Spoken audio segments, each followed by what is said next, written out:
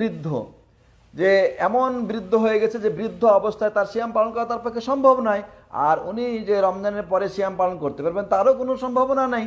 আচ্ছা, আরেকজন মানুষ হচ্ছে যে বৃদ্ধ না হইলেও কিন্তু সে দুরারোগে আক্রান্ত, এমন দুরারোগে আক্রান্ত যে রমজানের পরে এই রোগ ভালো হবে তার কোনো সম্ভাবনা নাই। তাহলে এই চিররোগী বা একমত মানে মানে সম্পূর্ণরূপে অক্ষম এই ব্যক্তিরা কি করবে? তাদের করণীয় হলো যে তাদের যেহেতু সিয়াম পালন তারা করছে না, সেই হিসাবে তারা তাদের প্রতিটি সিয়ামের বিনিময়ে ফিদিয়া দিবে। সিয়ামের বিনিময়ে কি ফিদিয়া দিবে।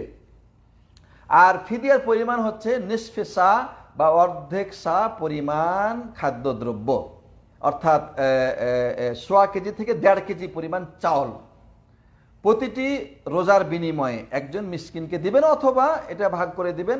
এটা রমজানের শুরুতে পুরা মাসের যে ফিদিয়াটা একত্রিত করে কয়েকজন মিসকিনকে ভাগ করে দিবেন, অথবা একজন মিসকিনকে দিলেও চলবে, কোনো অসুবিধা নাই, অথবা রমজান শেষেও দিতে পারেন, কোনো অসুবিধা নেই।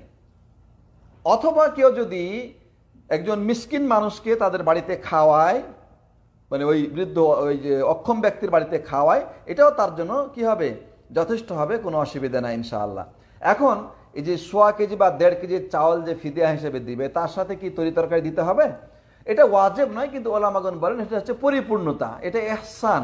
যাকে আপনি দিচ্ছেন তাকে যদি আপনি সাথে কিছু টাকা পয়সা দেন বা তরি তরকারির ব্যবস্থা করে দেন, তাহলে এটা আপনার জন্য উত্তম হবে, এতে কোনো অসুবিধা নাই ইনশাআল্লাহ।